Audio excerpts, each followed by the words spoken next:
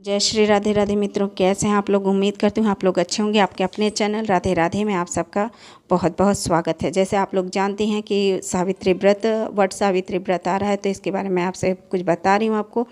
जैसे कि आपके पास वट वृक्ष नहीं है तो इस विधि से करें, वट सावित्री व्रत मिलेगा अखंड सौभाग्य का वरदान।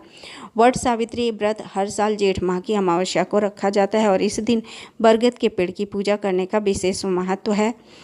जैसे आप लोग जानते हैं बहुत ज़्यादा ही बरगद के पेड़ की महत्वता बहुत ज़्यादा है। सुहागिन महिलाएं इस व्रत को अपने पति की लंबी उम्र और सुखी वैवाहिक जीवन के लिए करती हैं, परंतु आज के समय में खासकर शहरी इलाकों में बरगद का पेड़ मिलना मुश्किल हो गया है। ऐसे में चिंता करने की ज़रूरत नहीं है, क्योंकि व्रत की भावना और श्रद्धा इस सबसे महत्वपूर्ण होती है। अगर वट वृक्ष ना मिले तो आप उसकी डाली, तुलसी का पौधा या फिर पूजा स्थान पर प्राथमिकता रूप से जैसे उसकी आप तस्वीर रखकर भी पूरे विधि विधान से पूजा कर सकती हैं। इससे व्रत का फल पूर्ण रूप से प्राप्त होता है।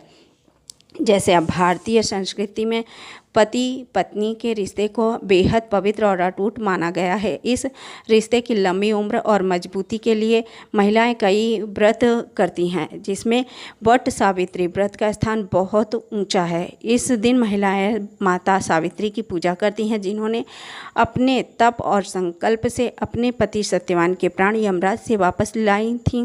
लेकिन अगर आज के समय में वट वृक्ष यानी बरगद का पेड़ आसानी से ना मिले तो क्या व्रत अधूरा रह जाएगा? बिल्कुल नहीं। सही विधि अपनाकर आप बिना वट वृक्ष के भी यह व्रत पूरे श्रद्धा भाव से कर सकती हैं। जैसे बरगद के पेड़ का है महत्व, अगर मैं आपको बता रही हूँ कि आपके पास बरगद का पेड़ नहीं है तो घबराने की ज़रूरत नहीं है। व्रत को श्रद्धा और विधि पूर्वक करने की भावना से ही सबसे महत्वपूर्ण है। ऐसे में आप वट सावित्री व्रत से एक दिन पहले किसी जानकार व्यक्ति से बरगद की एक छोटी टहनी या डाली मंगवा लें। उस डाली को साफ कपड़े में लपेटकर पूजा स्थान पर स्थापित करें और उसी की पूजा करें। ऐसा करने से व्रत का पूर्ण फल प्राप्त होता है।